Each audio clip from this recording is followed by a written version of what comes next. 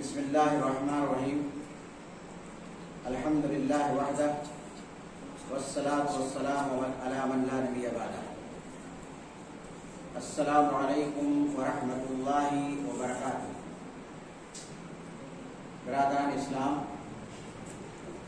سامعین کرام، حاضرین مجلس، پیارے بچوں و بچیوں،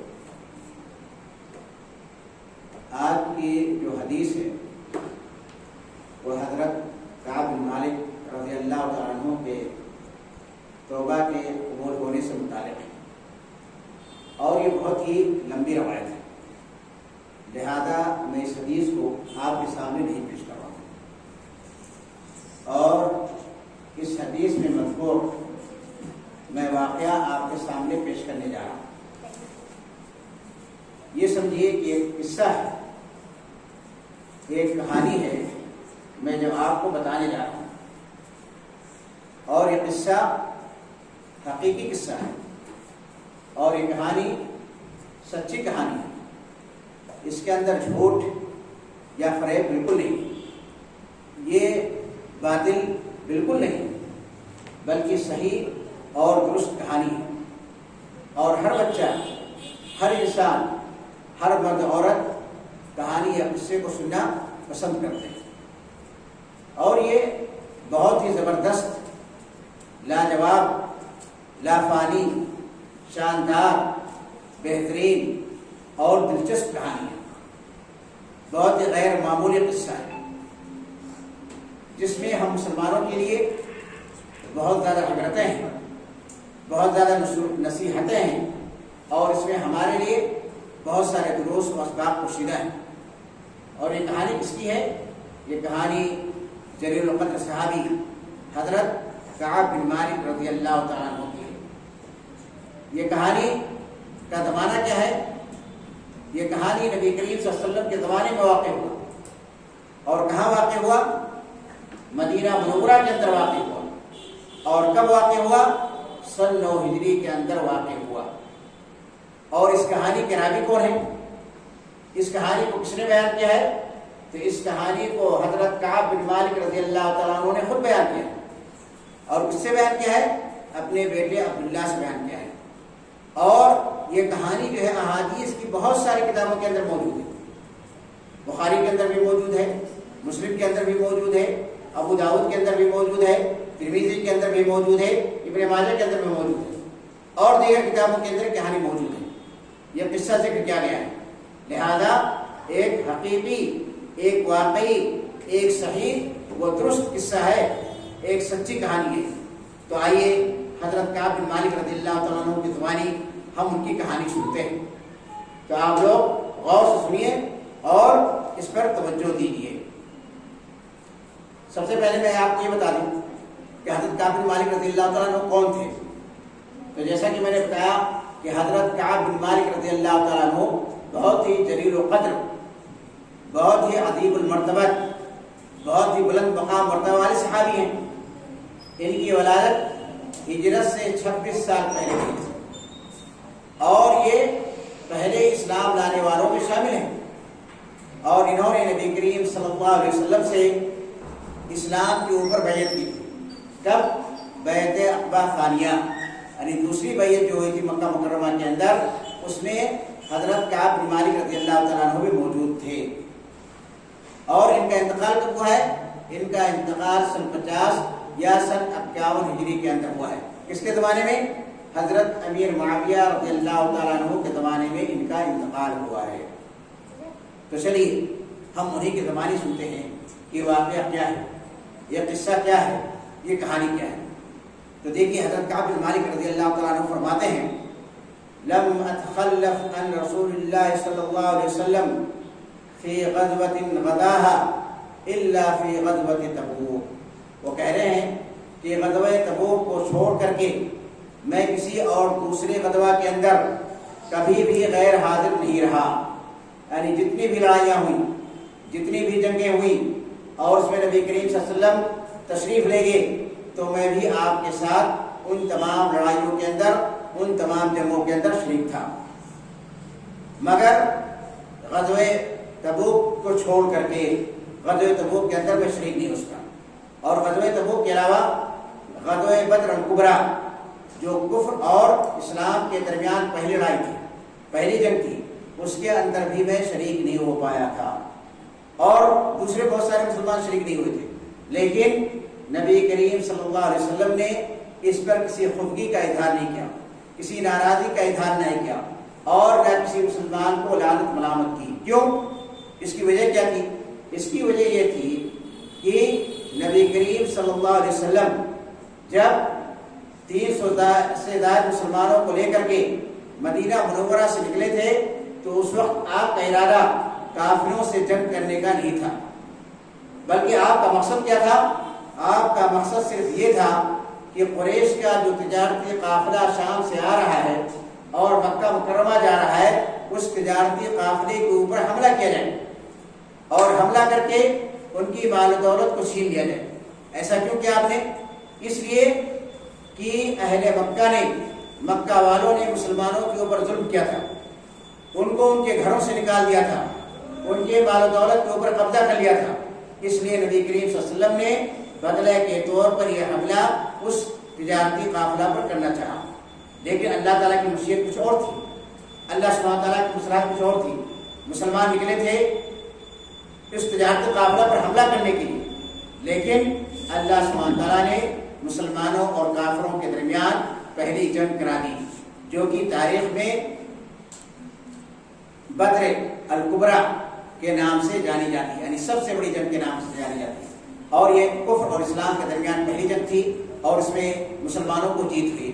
تو جب اس کا پہلے سے کوئی اعلان نہیں کیا گیا تھا، نہ اس کا کوئی دن اور تاریخ متعین تھا، اس لیے جو مسلمان اس میں حاضر نہیں ہوئے ان کی کوئی گرفت نہیں، ان کا کوئی مواخذہ نہیں ہوا اللہ سبحانہ تعالیٰ کی طرف سے اور نہ نبی کریم صلی اللہ علیہ وسلم کی طرف سے. اس کے بعد وہ فرماتے ہیں کہ میں اس سے پہلے بیعت عقبہ ثانیہ یعنی دوسری بیعت کے اندر حاضر ہوا تھا، اور کہہ رہی ہے بیعت مجھے بدر سے بھی زیادہ محبوب ہے، مجھے بدر سے بھی زیادہ عزیز ہے، کیونکہ اس دوسری بیعت کی اسلامی تاریخ کے اندر بہت زیادہ اہمیت ہے. اور اسی کو بیعت جہاد اور بیعت حرب یعنی بیعت جنگ بھی کہا جاتا ہے، کیونکہ اس کے اندر تمام مسلمانوں نے نبی کریم صلی اللہ علیہ وسلم سے بیعت کی تھی کہ جب آپ مدینہ منورہ تشریف لائیں گے تو آپ کی اطاعت کریں گے، آپ کی بات کو مانیں گے، آپ کے اوپر خرچ کریں گے، آپ کی طرف سے قتال کریں گے، آپ کی حفاظت کریں گے. اس لیے اس کو بیعت جہاد اور بیعت حرب کہا جاتا ہے. تو اس کی اسلامی تاریخ کے اندر بہت زیادہ اہمیت ہے. لیکن وہ کہتے ہیں کہ اس بیعت کے مقابلے میں بدر کا تذکرہ زیادہ ہوتا تھا، اس کا چرچا لوگوں کے درمیان زیادہ ہوتا تھا. کیوں؟ میں نے بتایا آپ کو، کیونکہ اسلام اور کفر کے درمیان یہ پہلی جنگ تھی. اس کے بعد کہتے ہیں کہ جب یہ غزوہ تبوک پیش آیا تو اس وقت میرے اندر بہت زیادہ طاقت تھی. ایسی بات نہیں کہ میں کمزور یا بوڑھا ہو گیا، بلکہ میں طاقتور تھا، اور اس وقت میرے پاس مال و دولت بھی بہت زیادہ تھا. وہ کہہ رہے ہیں کہ اس غزوہ سے پہلے کبھی بھی میرے پاس 2 اونٹ نہیں تھے، لیکن جب یہ غزوہ پیش آیا تو میرے پاس اللہ تعالیٰ کے فضل و کرم سے 2 اونٹ جمع ہو گئے تھے، 2 سواریاں ہمارے پاس تھی. اس کے بعد کہتے ہیں کہ غزوہ تبوک سے پہلے جب بھی نبی کریم صلی اللہ علیہ وسلم کا ارادہ کوئی جنگ کرنے کا ہوتا تھا، کسی لڑائی میں جانے کا ہوتا تھا، تو آپ کیا کرتے تھے؟ تو آپ توریہ کرتے تھے، یعنی چھپاتے تھے، یعنی پہلے سے اعلان نہیں کرتے تھے کہ ہمارا منزل مقصود فلاں جگہ ہے، یا ہم فلاں قبیلہ کے اوپر حملہ کرنے والے ہیں، یا ہمارا ارادہ فلاں جگہ سفر کرنے کا ہے. لیکن غزوہ تبوک کے اندر آپ نے اعلان کر دیا کہ ہمارا مقصد رومیوں سے جنگ کرنا ہے، ہمارا مقصد تبوک جانا ہے. تو آپ نے اعلان کر دیا. تو کیوں اعلان کر دیا؟ اس کے 3 اسباب انہوں نے بتلائے. پہلا سبب تو یہ بتایا کہ جب نبی کریم صلی اللہ علیہ وسلم نے غزوہ تبوک کا ارادہ کیا تو اس وقت کیا تھا؟ اس وقت بہت شدید گرمی پڑ رہی تھی، گرمی بہت شدت کی تھی، آسمان سے انگارے برس رہے تھے گویا کہ. اور دوسری بات کیا تھی؟ سفر بہت لمبا تھا. مدینہ منورہ سے تبوک کی دوری تقریباً 650 کلومیٹر ہے. تو سفر بہت لمبا تھا، اور اس زمانے کا سفر بہت ہی مشکل ہوتا تھا، کیونکہ راستے میں کیا تھے؟ چٹیل میدان تھے، اور راستے کے اندر کیا تھا؟ پہاڑ تھے، اور شدت کی گرمی تھی، پانی کی کمی تھی، سواری کی کمی تھی. تو سفر بہت ہی دشوار کن تھا، لمبا بھی تھا اور دشوار کن بھی تھا. اور اس کے علاوہ رومیوں کی تعداد بہت زیادہ تھی. اس زمانے کے اندر رومن امپائر جیسے آج کل کے زمانے میں، ایک زمانے میں امریکہ اور کیا تھا، روسیا، دنیا کے دو بڑے سپر پاور تھے، اسی طرح سے اس زمانے کے اندر یہ رومن امپائر دنیا کی سب سے بڑی طاقت تھی، سب سے بڑی قوت تھی، تو رومیوں کے ساتھ مقابلہ ہو رہا تھا۔ تو اس وجہ سے نبی کریم صلی اللہ علیہ وسلم نے غزوہ تبوک کے بارے میں ہر چیز مسلمانوں کو بتا دی کہ دیکھو بھائی، ہمیں بہت دور کا سفر کرنا ہے، بہت ہی پرمشقت سفر کرنا ہے، ہمارے پاس سواریوں کی بھی کمی ہے، ہمارے پاس پوشاک کی بھی کمی ہے، اور سفر بہت لمبا ہوگا، دھوپ بہت تیز ہو رہی ہے، شدت کی گرمی ہے، اور ہمارا مقابلہ یہ کسی عربی سے نہیں ہے یا یہودیوں سے نہیں ہے، بلکہ رومیوں سے ہے، نصرانیوں سے ہے، جو کہ دنیا کی بڑی کیا ہے، بڑی طاقت ہے۔ آپ نے ایسا کیوں کیا؟ ایسا اس لیے کیا تاکہ مسلمان اچھی طرح سے تیاری کر لیں۔ تو یہ حضرت کعب بن مالک رضی اللہ تعالیٰ عنہ فرماتے ہیں کہ آپ نے جو ہے سب چیزوں کا اعلان کر دیا تاکہ مسلمان جو ہے اچھی طرح سے تیار کریں۔ پھر وہ آگے بتاتے ہیں کہ مسلمانوں کی تعداد اس غزوہ کے اندر بہت زیادہ تھی۔ کتنی تعداد تھی کوئی جانتا ہے اس میں سے؟ مسلمانوں کی تعداد اس غزوہ کے اندر 30,000 تھی، 30,000۔ ماشاء اللہ تبارک اللہ، یعنی مسلمانوں کی تعداد جو فتح مکہ کے بعد، فتح مکہ کے اندر جب مسلمان گئے تھے تو ان کا لشکر کتنا تھا؟ صرف 8,000۔ اس کے بعد جو ہے فتح حنین کا مارکا پیش آیا تو اس کے اندر مسلمانوں کی تعداد کتنی تھی؟ 10,000۔ اسی یعنی تھوڑی سی مدت کے اندر مسلمانوں کی تعداد 30,000 ہو گئی۔ یعنی الحمدللہ اسلام جو ہے بہت تیزی کے ساتھ لوگوں کے درمیان پھیل گیا۔ تو وہ کہتے ہیں کہ مسلمانوں کی تعداد بہت زیادہ تھی، اگر اس زمانے کے اندر اس کو رجسٹر کے اندر لکھا جاتا تو رجسٹر کے اندر لکھنا ممکن نہیں تھا، اور اگر کوئی مسلمان غائب ہونا چاہتا، اس غزوہ میں شریک نہ ہونا چاہتا، تو نبی کریم صلی اللہ علیہ وسلم کو اس کے بارے میں معلوم ہی نہیں ہوتا، کیونکہ تعداد بہت زیادہ تھی۔ الا یہ کہ کیا ہو، ما لم ينزل فيه وحی اللہ، جب تک کہ اللہ سبحانہ تعالیٰ کی طرف سے وحی نہ نازل، کیونکہ تعداد زیادہ تھی۔ نبی کریم صلی اللہ علیہ وسلم کہاں جاتے سب کو تلاش کرتے کہ فلاں آدمی آیا، فلاں آدمی آیا، فلاں آدمی آیا۔ تو ایک اچھا موقع تھا، جو آدمی حاضر نہیں ہونا چاہتا تھا اس کو کیا ہوتا، نبی کریم صلی اللہ علیہ وسلم کو اس کے بارے میں پتہ بھی نہیں چلتا، مگر یہ کہ اللہ سبحانہ تعالیٰ کی طرف سے کیا وحی نازل۔ اس کا مطلب کیا ہوا؟ اس کا مطلب یہ ہوا کہ ہمارے صحابہ کرام کا، نبی کریم صلی اللہ علیہ وسلم کے اصحاب کا یہ عقیدہ تھا کہ آپ انسان ہیں اور آپ کے پاس علم غیب ہرگز نہیں ہے، آپ صرف اتنا جانتے ہیں جتنا اللہ سبحانہ تعالیٰ آپ کو بتلاتا ہے، بس اس کے علاوہ آپ کچھ معلوم نہیں ہے۔ اس کا تذکرہ اللہ سبحانہ تعالیٰ نے قرآن مجید کے اندر بار بار کیا ہے، اور خود حدیث کے اندر بھی اس کا تذکرہ موجود ہے، اور اس کے علاوہ بہت ساری دلیلیں ہیں۔ سب سے بڑی دلیل کیا ہے کہ نبی کے سب عالم الغیب نہیں تھے، کہ حضرت عائشہ رضی اللہ تعالیٰ عنہا پر کیا ہوا، تہمت کس نے لگائی؟ منافقین نے لگائی، تہمت لگائی، لیکن اس تہمت کے بارے میں آپ کچھ معلوم نہیں تھا۔ تو بہت سارے واقعات ہیں، بہت سارے احداث ہیں، اور بہت سارے قصے جن سے پتہ چلتا ہے کہ نبی کریم صلی اللہ علیہ وسلم کوئی علم غیب نہیں تھا، اور یہی صحیح عقیدہ ہے، یہ قرآن حدیث کا عقیدہ ہے، اور یہ عقیدہ ہر مسلمان کو رکھنا چاہیے۔ اس کے بعد کہہ رہے ہیں کہ جب نبی کریم صلی اللہ علیہ وسلم نے اس غزوے کا اعلان کیا تھا، اس کے لیے تیاری کر رہے تھے، تو یہ کیسا وقت تھا، کیسا زمانہ تھا؟ پھلوں کے پکنے کا زمانہ تھا۔ حین طابت الثمار والظلال، پھل پک چکے تھے، اس کو کاٹنے کا وقت آ چکا تھا، اور لوگوں کو سایہ کے اندر آرام کرنا بہت اچھا لگ رہا تھا۔ آپ خود سوچیے، اگر کوئی آدمی کسان ہے، کاشتکار ہے، اور فصل پک چکی ہو، اس کے کاٹنے کا وقت آ چکا ہو، اور اس زمانے کے اندر اس کو سفر کرنا ہو، تو اس کے لیے سفر کرنا کتنا مشکل ہوگا۔ اس کی وہی کمائی ہے جس سے اس کے گھر کا خرچ چلتا ہے، اور یہ ہر انسانی نفس کے اوپر کیا ہوتا ہے، بہت ہی شاق، بہت ہی گرا گزرتا ہے۔ تو فرما رہے ہیں کہ اس وقت جو ہے فصل پک چکے تھے، اس کے کاٹنے کا وقت ہو چکا تھا، اور لوگ کام کر کے سایہ کے اندر آرام کرنا کیا سمجھتے تھے، بہت اچھا لگتا تھا۔ حین طابت الثمار والظلال، پہلے جب غزوے کا اعلان کر دیا گیا تو نبی کریم صلی اللہ علیہ وسلم خود تیاری کرنے لگے۔ آپ نے مسلمانوں سے اپیل کی کہ زیادہ سے زیادہ اللہ کی راہ میں خرچ کیجیے، صدقہ و خیرات کیجیے۔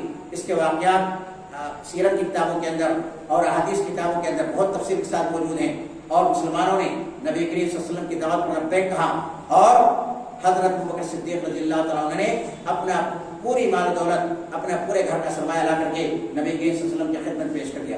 اسی طرح سے حضرت عمر خطاب رضی اللہ تعالیٰ عنہ نے اپنے گھر کا آدھا مال لا کر کے نبی کریم صلی اللہ علیہ وسلم کی خدمت میں پیش کر دیا۔ اس کے علاوہ حضرت عثمان بن عفان رضی اللہ تعالیٰ عنہ نے ایک بہت ہی زبردست ریکارڈ قائم کیا۔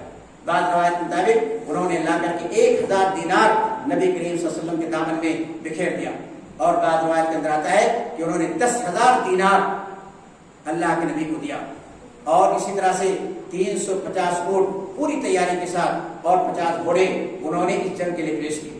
تو اس کے بعد نبی کریم صلی اللہ علیہ وسلم نے ان کے بارے میں فرمایا ما ضر عثمان ما فعل بعد اليوم، کہ عثمان رضی اللہ تعالیٰ عنہ آج کے بعد کچھ بھی کریں ان کو کوئی نقصان ہونے والا نہیں.